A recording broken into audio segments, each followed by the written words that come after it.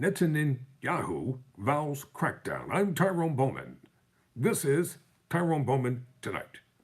Hundreds of Arab citizens marched on Wednesday in the funeral of a slain community leader, voicing anger at what they say is an Israeli government failure to curb a surge in criminal violence, ripping through their communities.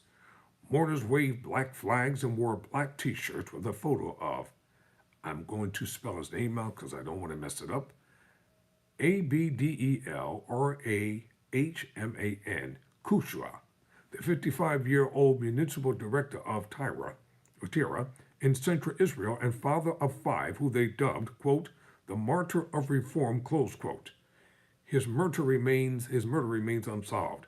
At least 150 Arab citizens in Israel have been murdered since January, more than double the fatalities over the same period last year and the highest toll since 2014. Advocacy groups keeping records say police had cleared about 8% of this year's cases. Police say they have stepped up efforts to fight crime in Arab communities. Nobody is safe.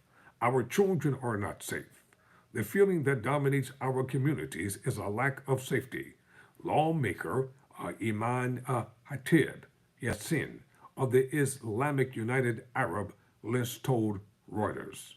Prime Minister Benjamin Netanyahu on Thursday said Akusha's murder crossed the line and reiterated his pledge to invoke the Domestic Intelligence Agency, Shin, bid to defeat crime in Arab communities, redirecting tools towards citizens that are primarily used to address national security. Arab citizens, most of whom are descendants of Palestinians, who remained in Israel after the 1948 war surrounding its creation, make up about a fifth of the country's population. They have for decades faced high poverty rates, poorly funded schools, and overcrowded towns lacking services, and say they are treated as second-class citizens with Jewish Israelis. Many pin the spike in murders on years of neglect and a lack of law enforcement that has emboldened criminal groups. Dozens gathered outside a local police station after the funeral to protest. They chanted, "Police, police, our blood is not cheap," and racist state, racist government.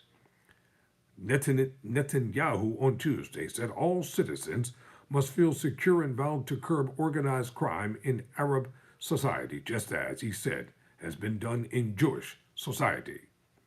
But Palestinian citizens say the situation has become even worse since Netanyahu's religious nationalist government took office in late December, particularly with the appointment of Itamar Ben-Gvir as National Security Minister.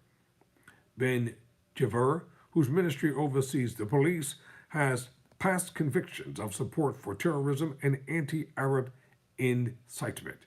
He has since recanted some of his views.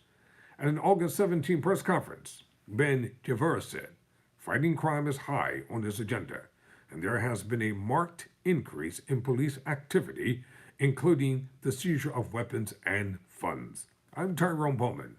Never surrender, never quit.